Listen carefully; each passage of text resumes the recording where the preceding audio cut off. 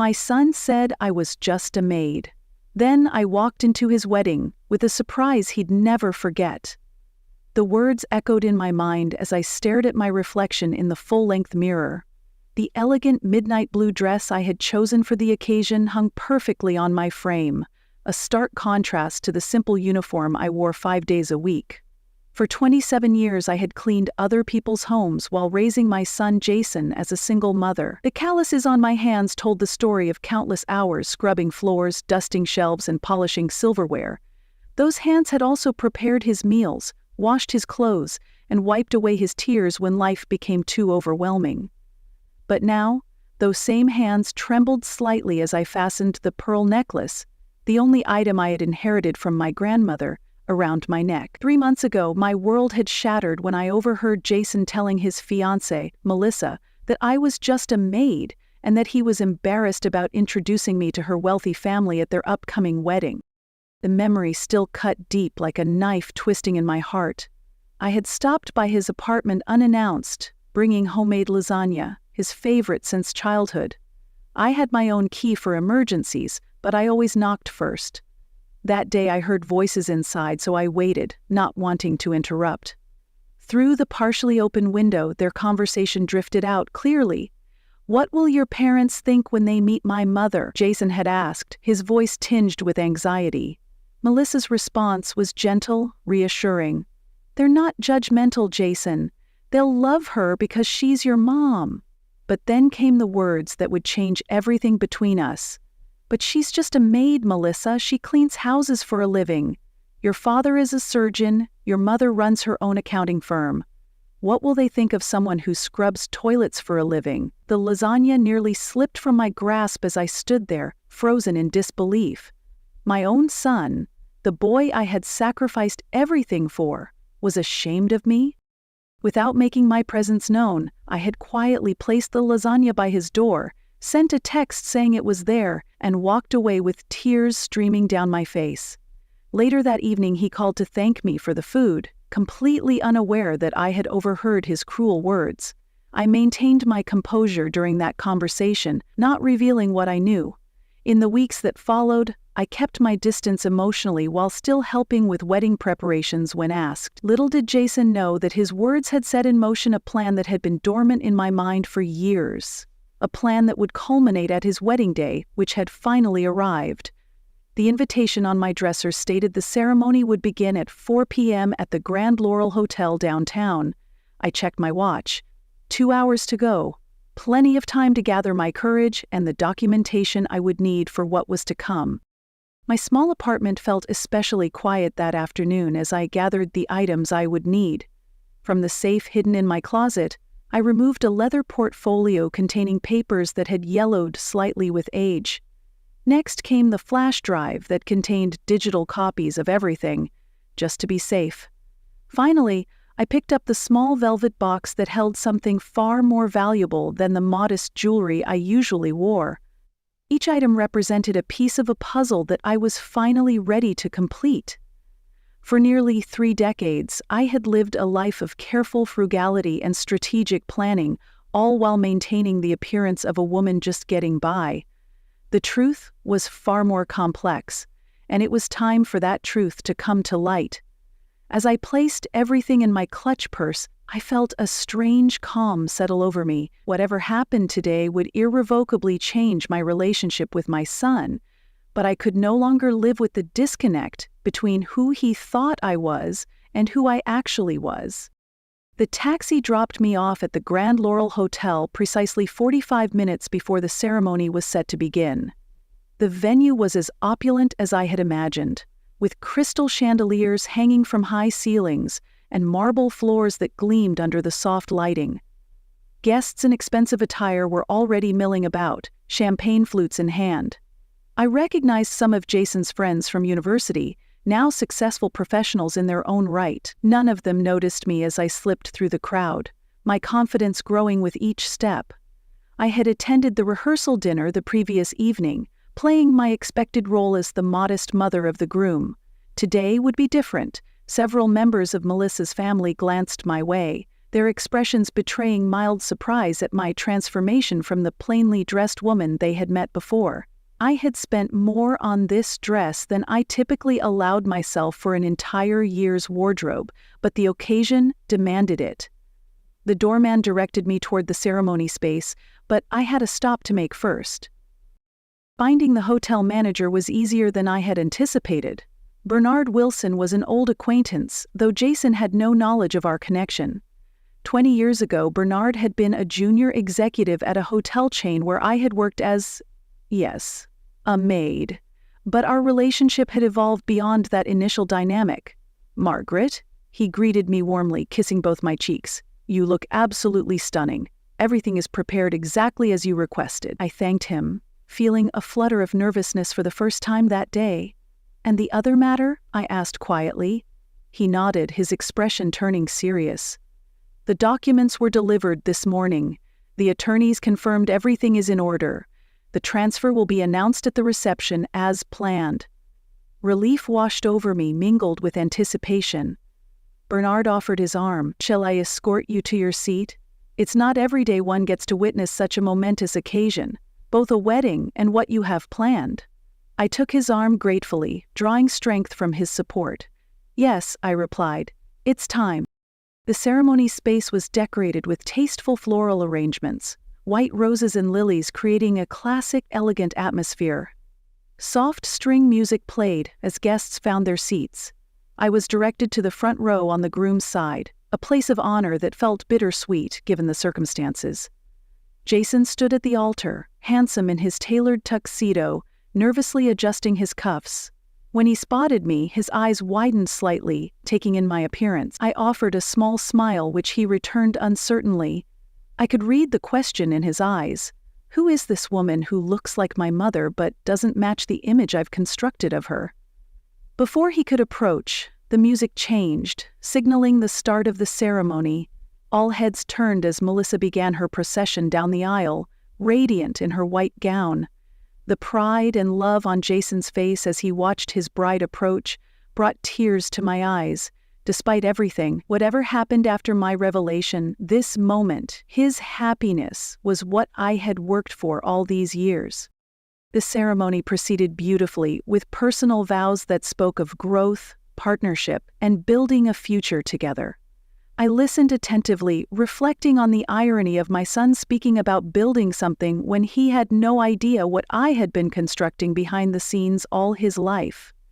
When the officiant pronounced them husband and wife, genuine joy filled my heart. They kissed, and the guests erupted in applause. As the newlyweds made their way back down the aisle, Jason's eyes met mine briefly. I saw confusion there. Perhaps he was finally noticing that something was different about me today, beyond just the expensive dress. The cocktail hour before the reception gave me time to prepare myself mentally for what was to come. I mingled politely, accepting congratulations from guests who assumed I was simply the proud mother of the groom. Several people commented on my surprising sophistication. Clearly having been told about my occupation beforehand, I smiled and thanked them, saving my energy for the moment that would matter most. The reception was held in the hotel's grand ballroom, a space I knew intimately, though not in the way most would assume. Crystal stemware sparkled under the light of custom chandeliers. The floral centerpieces on each table were works of art in themselves. At the entrance, a seating chart directed guests to their assigned tables. I noted with interest that I had been placed at a table with some distant relatives of Melissa's, rather than at the head table with the immediate family. Another small slight that strengthened my resolve. I took my seat, exchanging pleasantries with my table companions, while keeping one eye on the service staff, who moved efficiently around the room. Bernard caught my attention from across the space and gave an almost imperceptible nod. Everything was proceeding according to plan. The first surprise would come during the dinner service, followed by the main revelation during the speeches. Suddenly, without warning, the moment was upon us as the MC announced the entrance of the wedding party. Jason and Melissa entered the ballroom to enthusiastic applause, looking every bit the perfect couple. They took their places at the head table, surrounded by bridesmaids in blush pink gowns and groomsmen in matching tuxedos. Melissa's parents' dimly recorded lips sat proudly beside their daughter, while the chair that should have been mine remained conspicuously empty. The slight didn't hurt as much as it might have. Once, after all, just a maid wouldn't be expected to sit with surgeons and executives. Little did they know how much that perception was about to change. The first course was served, a delicate salad with imported cheese and candied nuts. I watched as Jason took his first bite, then paused, a look of recognition crossing his face. It was my recipe, the one I had perfected years ago and that he had always loved. His eyes scanned the room until they found me. I raised my water glass slightly in acknowledgement. He looked confused but quickly returned his attention to his bride as she said something to him. The second course brought another moment of recognition for Jason. The soup was another of my recipes, one I had created when he was a child battling a cold, adapted here for a gourmet audience. By the third course, he was visibly puzzled, whispering to Melissa and glancing my way repeatedly. I remained composed, making conversation with my table companions while watching the subtle drama unfold. When the main course arrived, a perfectly prepared beef tenderloin with a reduction sauce that I had spent years perfecting, Jason finally excused himself from the head table and made his way to where I sat. "Mom," he said quietly, leaning down beside my chair. "What's going on? All of this food. It's your recipes. How did they end up on the menu?" I smiled up at him, taking a small sip of wine before answering. "The executive chef is an old friend," I replied simply. "I thought it would be a nice touch for your wedding dinner." The confusion on his face deepened. "You know the chef? How?" Before I could answer, the MC announced it was time for speeches, and Jason was called back to his seat. The traditional speeches began with the best man, followed by the maid of honor. Melissa's father spoke eloquently about welcoming Jason to their family. When the MC announced that the mother of the groom would now say a few words, a murmur of surprise rippled through the room. This hadn't been on the program, and Jason looked startled. As I made my way to the microphone at the center of the ballroom, I unfolded a single sheet of paper, but didn't immediately refer to it. Instead, I gazed at the sea of curious faces before me.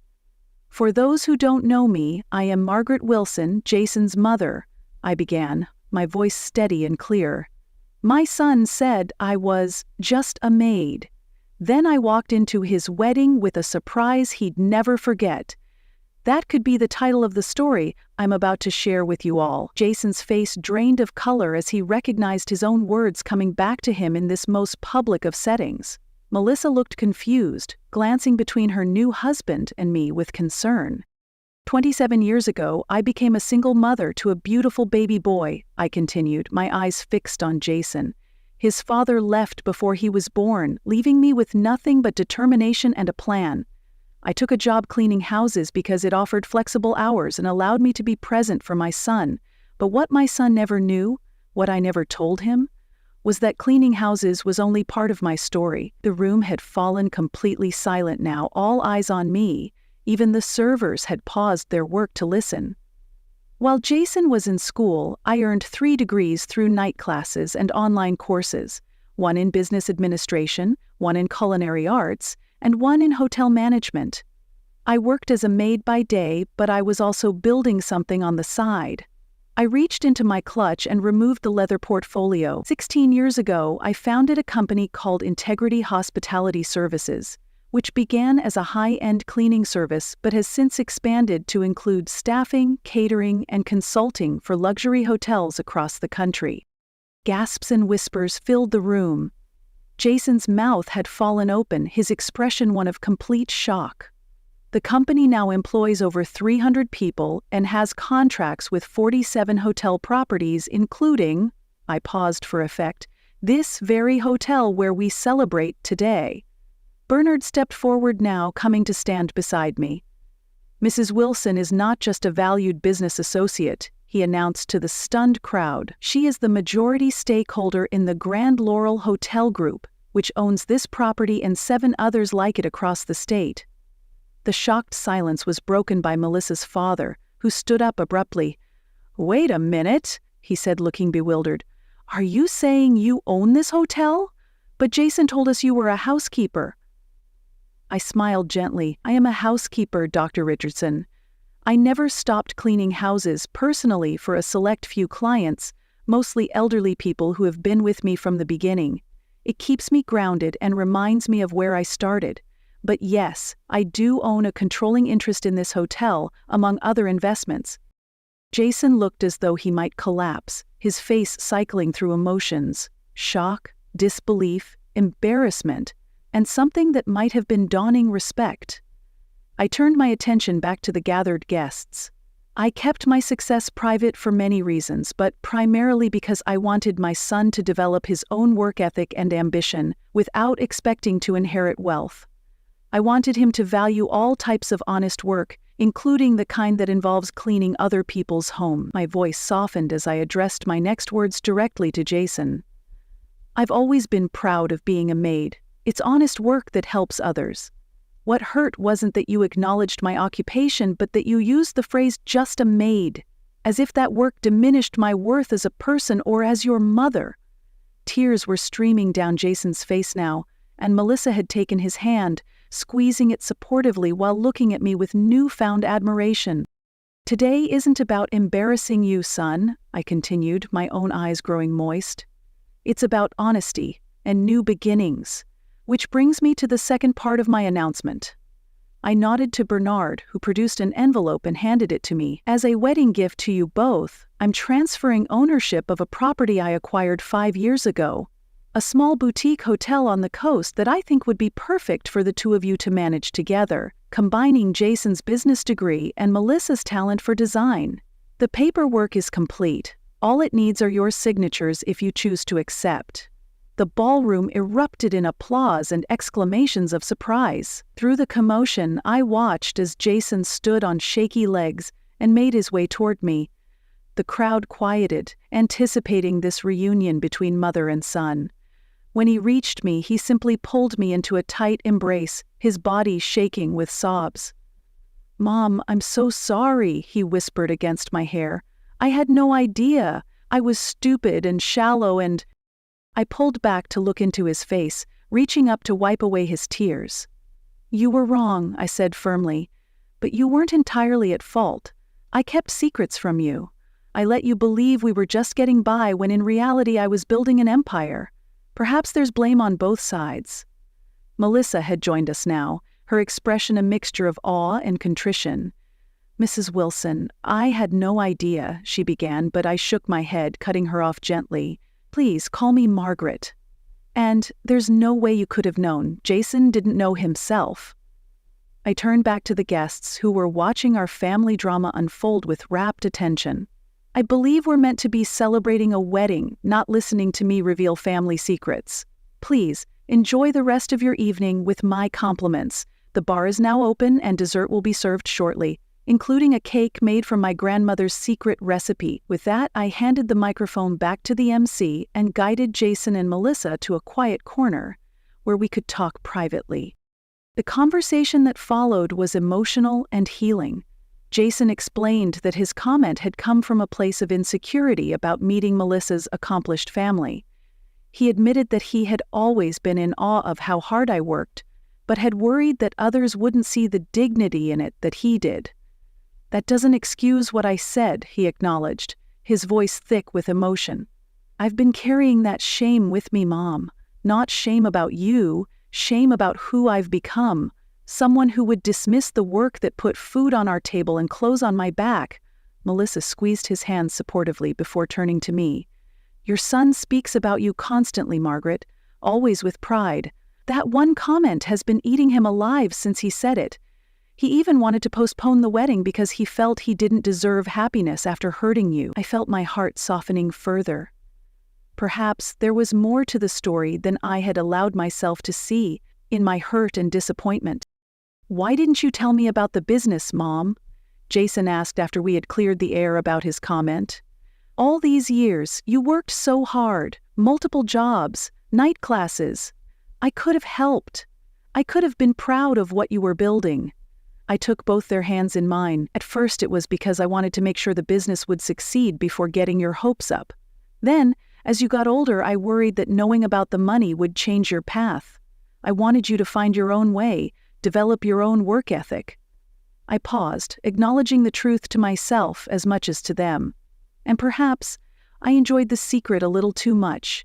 The power of knowing something no one else knew.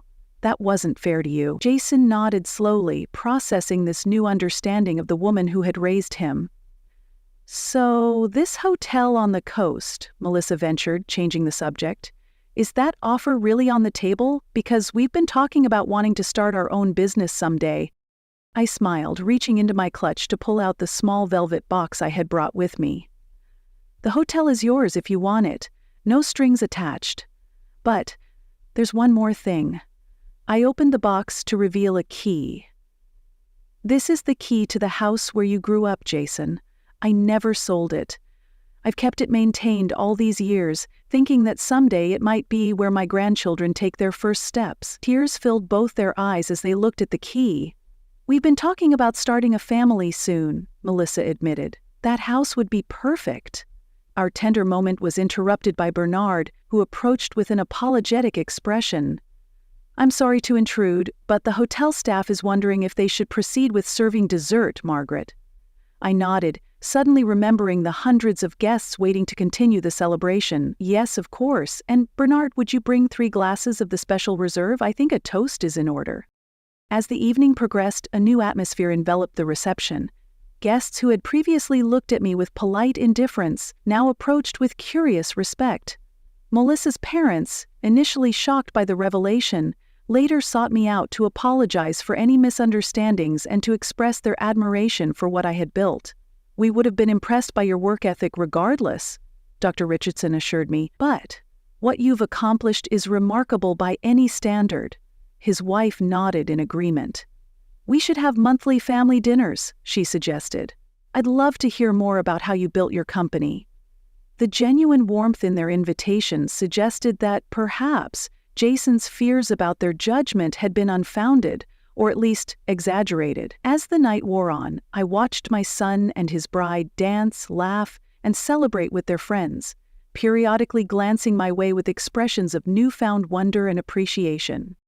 When it came time for the couple to leave for their honeymoon, a 2-week stay at one of my properties in the Caribbean, though they had believed it was a gift from Melissa's parents, Jason pulled me aside for one final moment alone. "Mom, I don't even know what to say. Thank you seems inadequate for everything, for raising me, for working so hard, for this incredibly generous gift. And I'm sorry doesn't begin to cover how I feel about what I said." I placed my hand on his cheek, this grown man who would always be my little boy in some corner of my heart.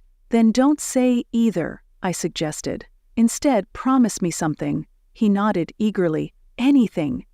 I looked him directly in the eyes. "Remember that there is dignity in all honest work, whether it's cleaning toilets or running a corporation. And remember that you never really know someone's full story, not even the people closest to you. We all contain multitudes, Jason." He pulled me into another fierce hug.